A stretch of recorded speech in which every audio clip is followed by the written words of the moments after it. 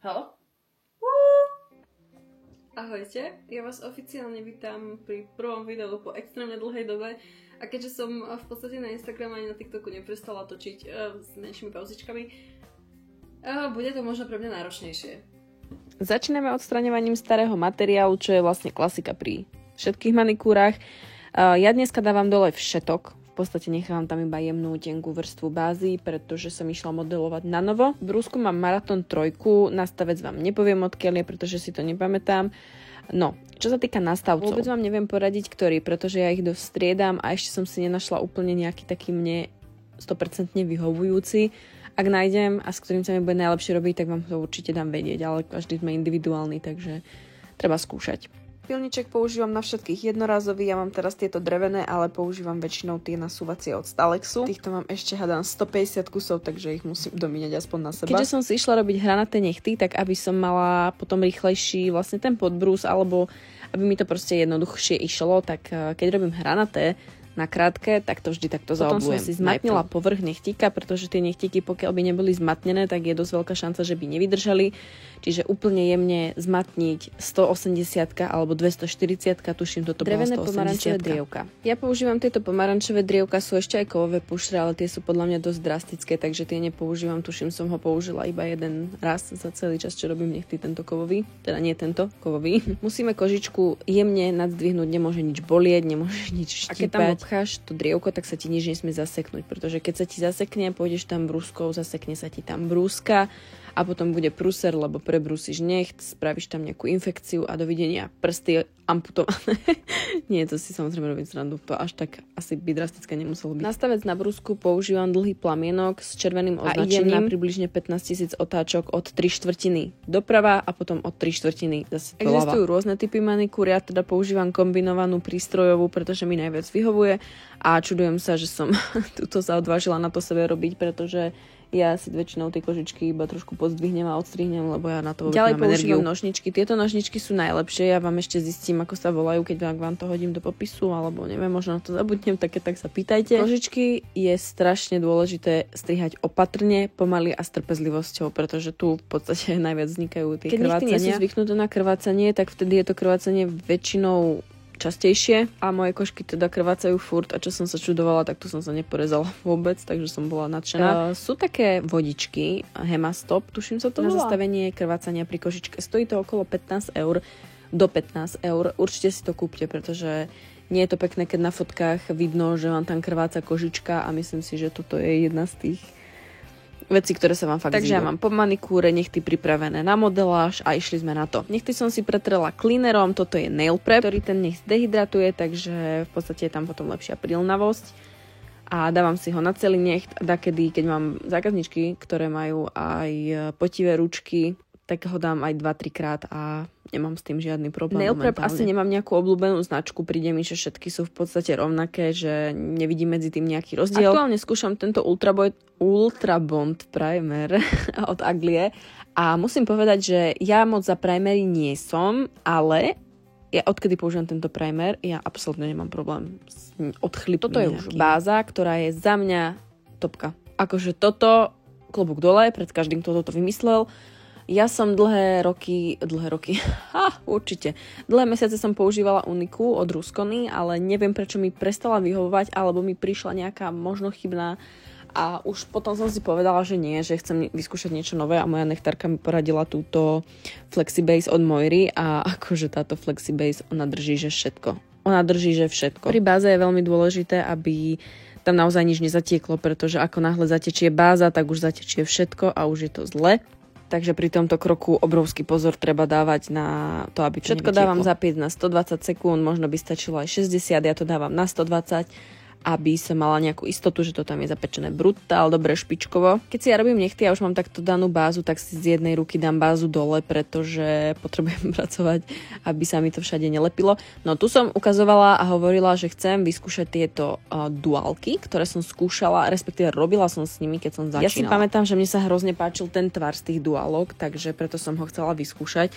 No keby viem, čo sa mi tuto bude diať v tomto videu, tak to určite si nevyberiem. No, čo sa týka týchto polygelov, ja ich používam už teraz väčšinou iba na seba, pretože ja neviem prečo, ale mne sa v kuse lámu, v kuse sa mi nezapečú dobre, sú mäkké, vôbec mi nevyhovujú. Ja viem, že sa teraz niekto môže ohradiť voči tomu, že dala si tam tenkú vrstvu, alebo neviem čo. No, nedala som tam tenkú vrstvu, pretože iné polygely mi toto nerobia a znova neviem, či mám ja nejaký chybný kus, alebo mi jednoducho len proste nevyhovujú. Zoberiem takéto pomarančové, teda nie takéto, toto, ktoré som používala na manikúru, pomarančové drievko a takto tam jemne naťupkam ten polygel so cleanerom.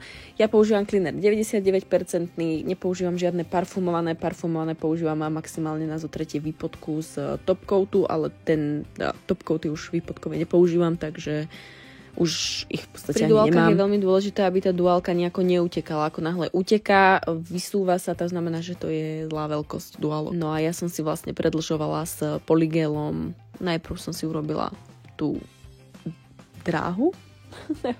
Neviem, ako to budeme volať, prebo ja mám strašnú zlovnú zásobu, ja sa ospravedlňujem, ja na tom budem pracovať, sľubujem. Proste som si chcela najprv vymodelovať voľný okraj, až potom celý necht. Takže dávam tenučku vrstvu polygélu na necht, ja normálne mám nervy, ako vidím to video, lebo keď si spomeniem, koľko som sa s tým ja natrápila, tak to bolo akože masaker. No a sa mi samozrejme posúvali, stláčali, tak pozeraj sa na to, hej, úplne krivé, dodola, celé zle.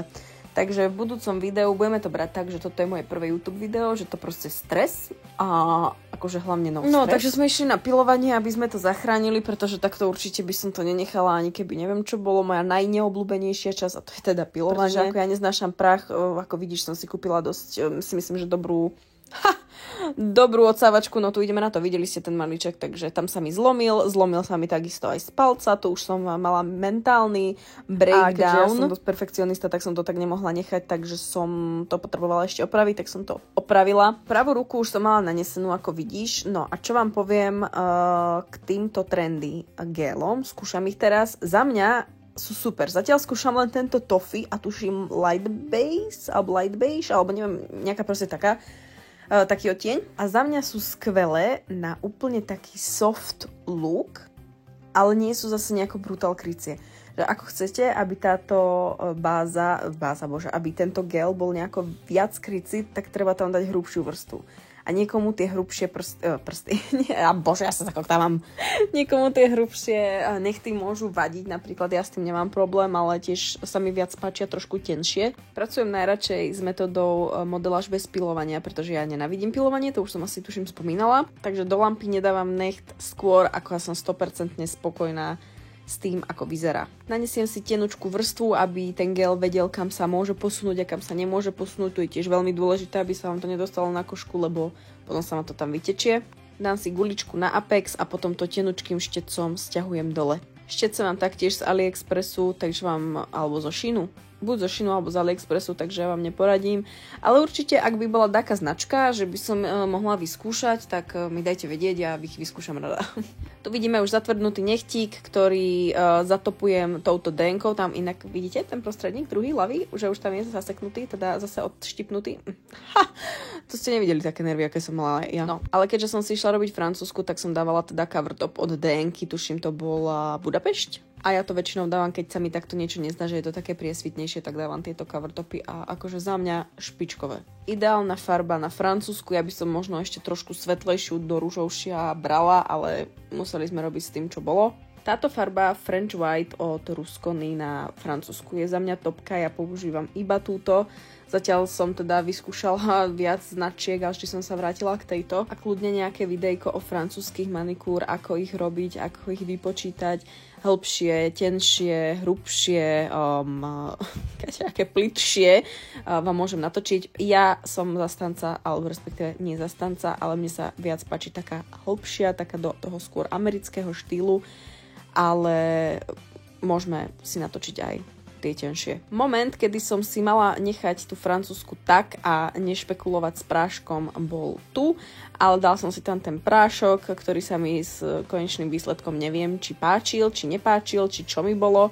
Na konci ešte takto zapilujem a podpilujem, ktorú tiež moc nemám rada túto fázu, pretože sa bojím, že mi tá brúska vždy ako keby prebehne na ten necht a budem to musieť zase zatopovávať. Tu sa mi to nestalo a pri babách sa mi to raz za čas stane. Ale toto podpilovanie, to je niečo neskutočné. A tu už máme hotový výsledok našich dnešných nechtov. bude pre dnešné video všetko. Ja ďakujem, že ste si to pozreli až sem, pokiaľ ste si to pozreli až sem. Budem rada, ak ma budete sledovať aj na mojich iných sociálnych sieťach. Ja dúfam, že na budúce, keď vám budem točiť celý videotutoriál, tak to nebude takto náročné a nebude sa mi takto všetko kaziť, ako sa mi kazilo dneska. Ja sa ospravedlňujem, že sa pozerám sem, ale ja som tak trošku zistila, že ja sa môžem pozerať sama na seba a zistiť, že dopadli teda fajn. Celkový čas, koľko mi to trvalo, začala som 13:45 a je 18:56. Takisto budem veľmi rada, ak ma budete odoberať, pretože mám v pláne pokračovať na YouTube, pretože ja veľa rozprávam. A na TikToku nikoho nebaví, keď niekto veľa rozpráva. To bude pre dnešné video všetko. Ja ďakujem za sledovanie.